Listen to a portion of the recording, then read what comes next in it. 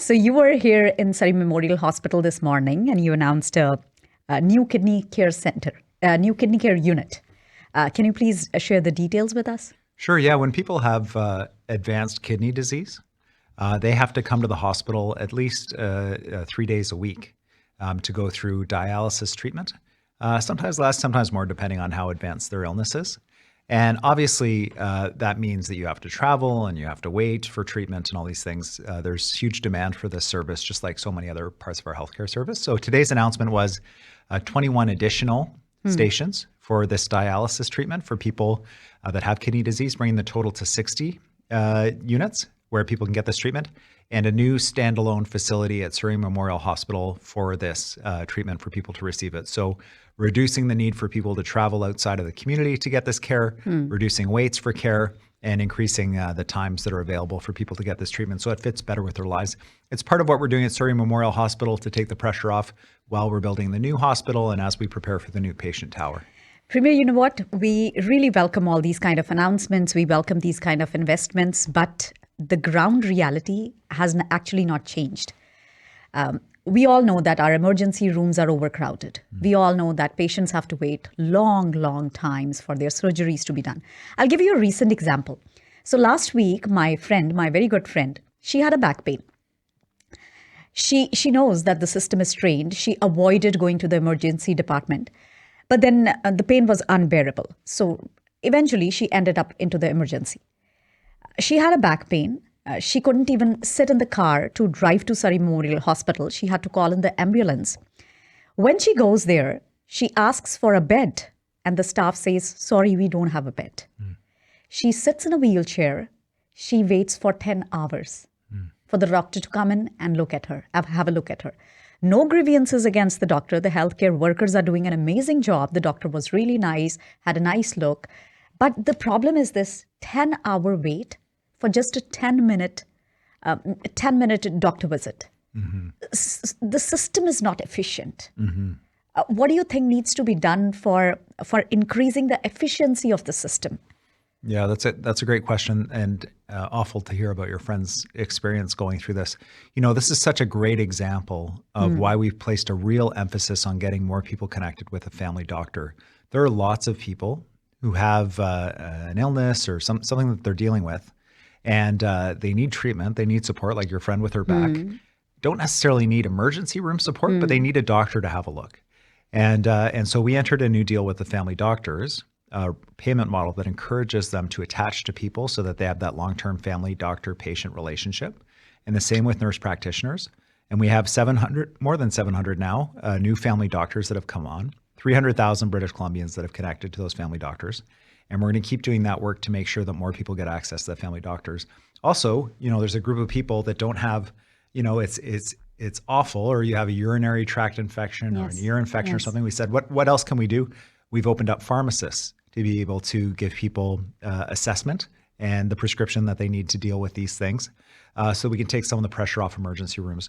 And because you're right, we have to, the growth that we're seeing in communities, especially in Surrey, the demand for those services growing so quickly, and the work that we're doing to build out these new sites takes a long time. It takes a long time to build a new hospital. And so what can we do in the meantime to support? We've been working with the physicians at Surrey Memorial as well, to find other ways to take the pressure off. And that was part of what today's announcement was about. Groundbreaking is going to be in August, and patients will be in next year at this new dialysis unit. Premier, I was actually looking forward to this one-on-one conversation. I have been wanting to talk to you about the Surrey schools. Surrey schools are overcrowded. Yes. Surrey schools don't have enough space for the kids that are going to the schools. And we all know that. Again, we welcome all the announcements. We welcome all the investments. We know new schools are coming up. We know some additions have been made. We know all those things. But then the problem is this, the magnitude of the problem, it's so big that the steps or the measures that are taken, they fall short. They appear to be tiny compared to the problem. So is there any possibility, since you're here, is there any possibility that Surrey School District case be considered a special case, a unique case, and something aggressive is done to deal with this overcrowding? Yes, absolutely. And so it's important for listeners that are concerned about this, and understandably, you want your kid to go to school in a place that's not overcrowded, not unaffordable. That's what I want for my kids. That's what I want for all kids in the Exactly. province. The kids are being robbed of the very experience of going to the school. When they have to sit in the portables, especially with summer months coming on, when they have to sit in the portables, it's so hot there. They're actually robbed of the very experience of sitting in a classroom and studying. Yeah. Yeah, it's super frustrating for parents out here, and I know a big challenge for teachers and administrators too to try to keep things moving. So we are seeing about 10,000 people every 37 days moving to this province. The vast majority of these folks are locating south of the Fraser and in Surrey, the fastest growing city in British Columbia and probably in Canada. We've added 10,000 student spaces here in Surrey, and it's not enough. And that's astonishing. The last government in the last 4 years did one school expansion in all of Surrey. We have a $4.2 billion budget to expand schools. We're using prefabricated modules to expand schools so that it happens even faster. We're working with the school board to deliver those modular expansions to schools so they happen even faster than traditional building. We're building more spaces in Surrey than in any other community in the province. And we're going to keep doing it. The astonishing thing that I heard was when John Rustad was out here and he looked at the problem and he said, well, what I'm going to do is I'm going to have more students per classroom to deal with this problem. And it's like, well, that's exactly what got us into this Does mess. that not make sense to you? It doesn't, no. The kids are sitting in the hallways and they are studying. They don't have classrooms to study. And now the six secondary schools in Surrey, starting September 2024 for the 2024-2025 session, Yes. they are going to have 4 different blocks that will be basically, what they are doing is, I don't know if you are aware or not. So kids will be coming in 3 different shifts. So it will be a staggered start. Yes. So a bunch of kids, they are going to do the first 4 blocks. Yes. A bunch of another kids, they'll be doing the last 4 blocks. Yes. And a bunch of kids, they'll be doing the first 2 and the last 2 blocks. So they are free in between. And just imagine the hassle the parents are going to undergo when they have to drop off the kid later for a later block or when they have to pick up a kid after a later block. Just imagine. Yes. So a couple pieces here. One is, yes, school boards are having to be creative to be able to deal with the space that we have. But teachers are already challenged with the class sizes that they have. If you want to put more kids into the classroom, it's not the long-term solution. And it's what we're hearing from John Rustad. Sumas Prairie, we're going to abandon the Sumas Prairie. The president of his party says they're going to do managed retreat. We're going to allow it to flood because it's too expensive to build the dikes and deal with the pumps. Surrey School Board, we're going to let the classes get bigger and bigger because it's too big a problem to build the schools. It's too expensive to deliver what students need. When John Rustad and Kevin Falcon were in cabinet and they made those decisions not to build schools in Surrey, we're living with that now and they'll do it again. And we're seeing them outline the plans about how they're going to save money. It comes at the expense of Abbotsford, comes at the expense of the city of Surrey.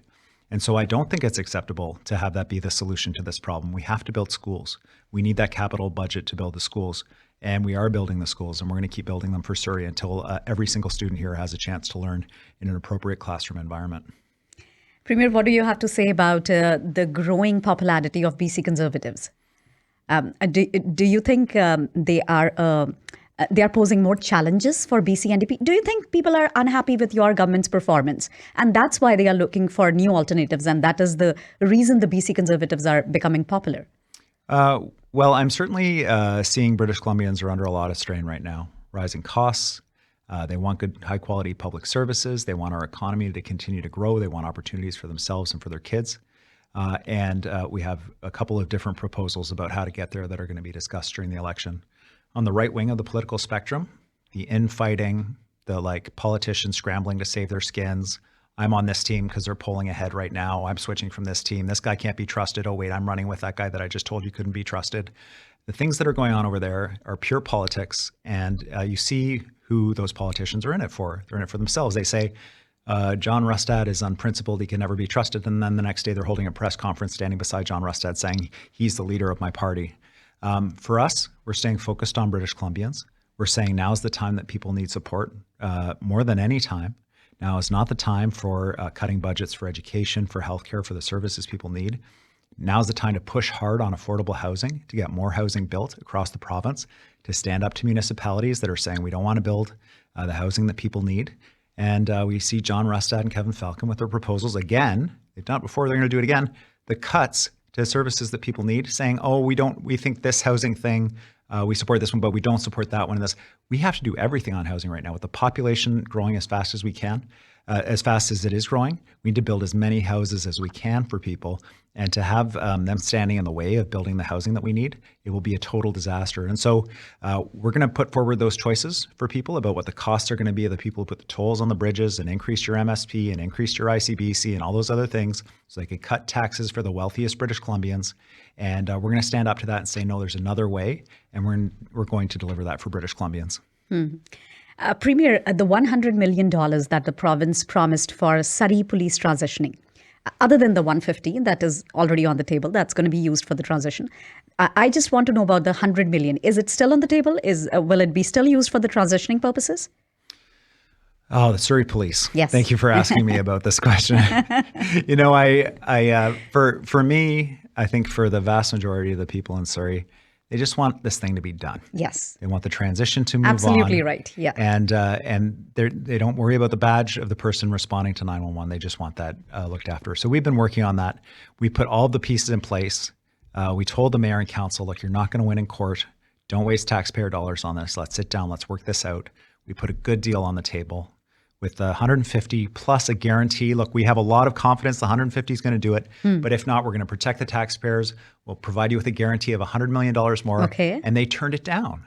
And so now they've lost their court case. It's clear the transition is going to happen. I would say that the public safety minister has been very kind and very open-minded about involving the mayor and council that have frankly done all they can to frustrate this, to say we're still interested in working together. I hope that that's the case.